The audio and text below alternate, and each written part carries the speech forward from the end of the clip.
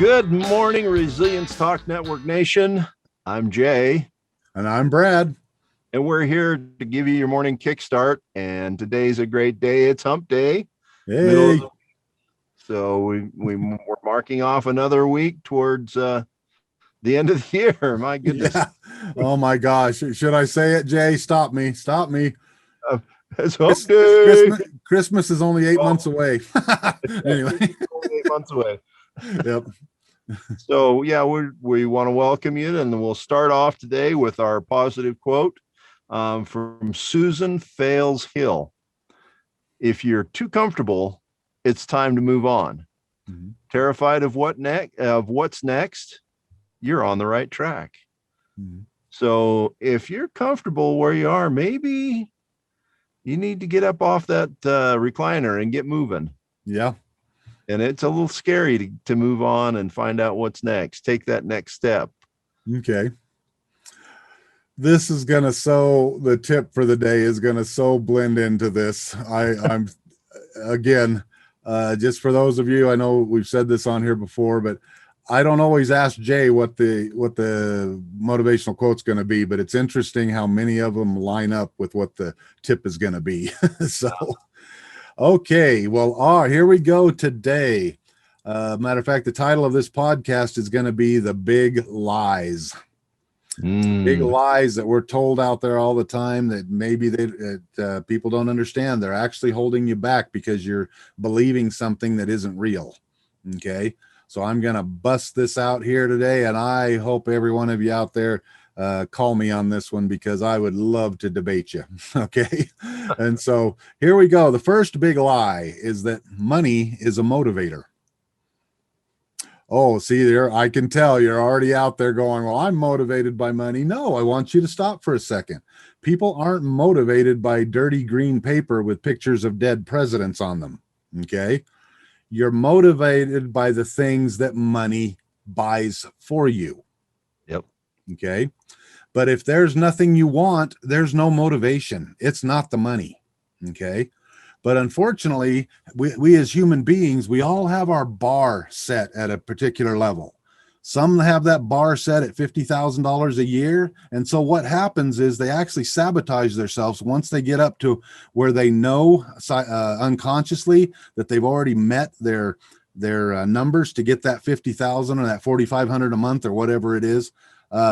Once they get there, they actually lose motivation, and then they start taking time off work and all this stuff. And again, that's okay. There's nothing wrong here with what I'm saying. Not a darn thing. Okay. We all want vacation. And if we feel like we had a good month, great, go take your vacation, but don't complain at the end of the year that you didn't make 100,000 if your bar is still set at 50.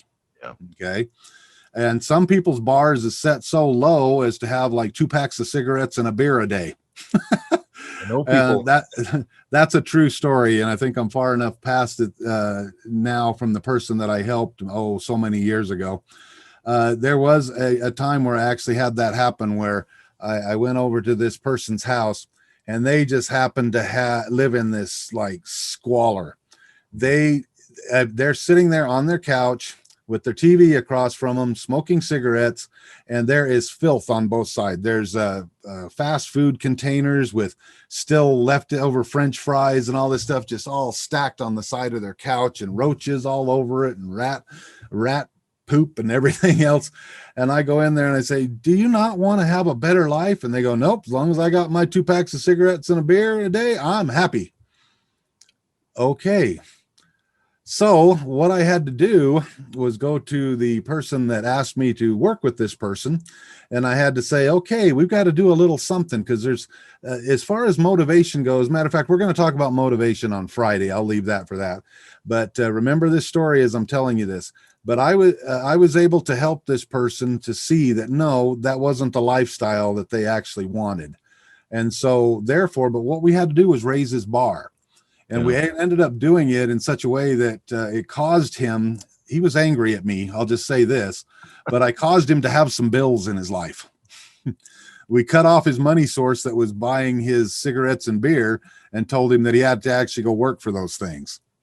Okay. So therefore we had to raise his bar a little bit, but guess what? It ultimately ended up being a wonderful thing. He was able to get on with his life and and accomplish a lot of things. But he had a lot of fears. He had a lot of fears, and that's why he was where he was. But next time you're thinking, I'm motivated by money, no, you're not. You either want things or you don't. I mean, if your bar is set where it's at, the only way to do it is to raise your bar. You raise your bar, your motivation will go up. Okay. So that's the first big lie. Number 2 is that some people are just luckier than others.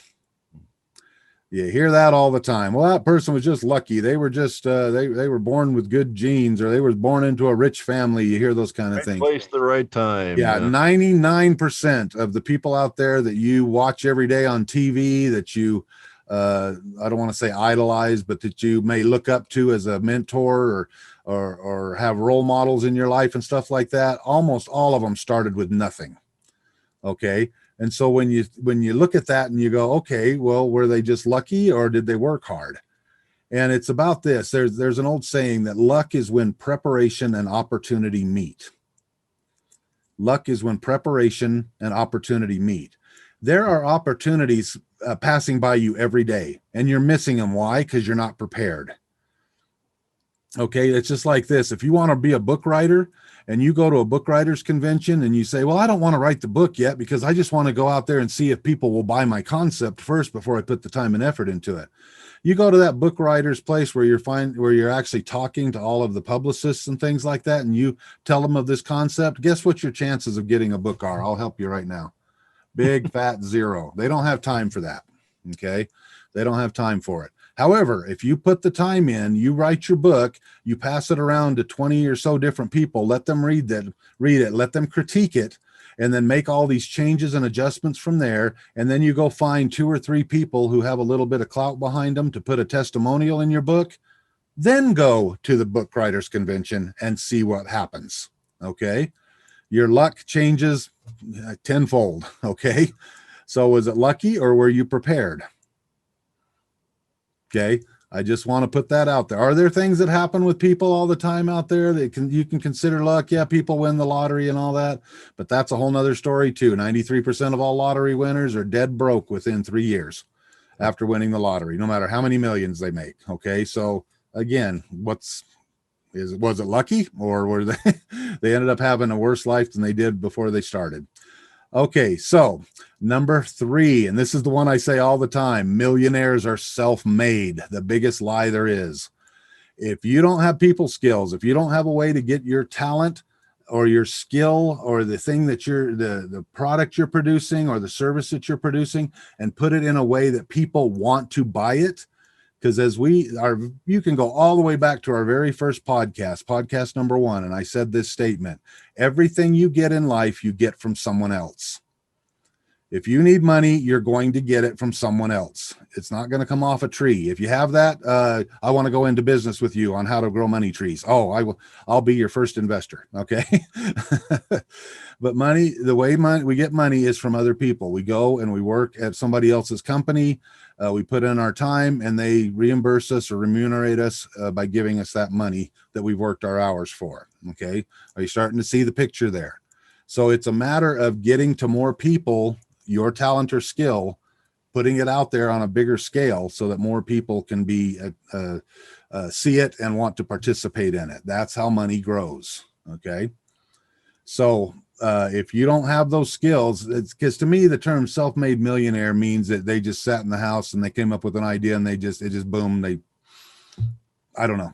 Because they used to call the Olsen twins self-made millionaires. And I'm going, okay, when they were 6 months old, they went out and negotiated all their contracts. They set their times for when they were going to do they changed their own bums too. They had to do that while they were, getting ready in between shoots. Anyway, I just go, ugh. They had help along the way. So, but I just know people who have a lot of good ideas that just say, I don't want to help. They say to themselves, I don't want help from anybody. I want to do this all myself. And I just go, see, in 5 years, you're going to be in the same spot. So now you do have to make the effort. You yourself have to find these mentors. You have to find the work to learn the skills you need. Yeah. So you are doing that, but you're finding other people to help you make that leap in your life. Absolutely. So those are the three big lies, Jay. Money's a motivator. Some people are just luckier than others. And number three, millionaires are self-made. So please email us. I would love you to challenge me on any of those. Okay. Well, Brad, do you think bulldogs are beautiful? I actually like them. I think they're cute when they're puppies.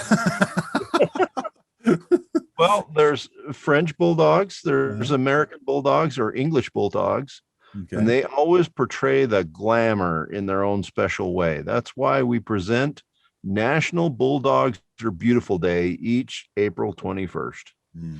In case you're wondering, our photo shows the photo that I got this page from, a Mhm. very pretty French bulldog. So I'll leave that out. All True, right. people, as a rule, can't get away with a lot of slobbering and wrinkles, but bulldogs make it an art form. Mm-hmm. Yes, they do. They started popping up as furry companions in historical literature about 5 centuries ago. Today, this sweet sidekick continually ranks as one of the most popular dog breeds in the US. French Bulldogs currently sit fourth in the American Kennel Club list. Bulldogs, technically a separate breed, are fifth. Mm. So there you have it. Today is National Bulldogs Are Beautiful Day. So see if you see a bulldog as you're taking your daily walk, give it a pet, scratch it behind the ears, and look at that pretty wrinkly, slobbery face and say, "Oh, you're beautiful." Yep, they need to know that they That's are. Oh, that's great, Jay. That's great. so. Well, let's wrap up another wonderful day here on the Resilience Talk Network, and I hope you all get out of that comfort zone to find something that terrifies you that you want to do, and remember those three lies and make yourself better today. So, Yes, agreed. all right. Always comment. We'd love to hear your comments, questions, challenge Brad on his assertions about the three lies. Let us know what you think. We'd love to hear from you.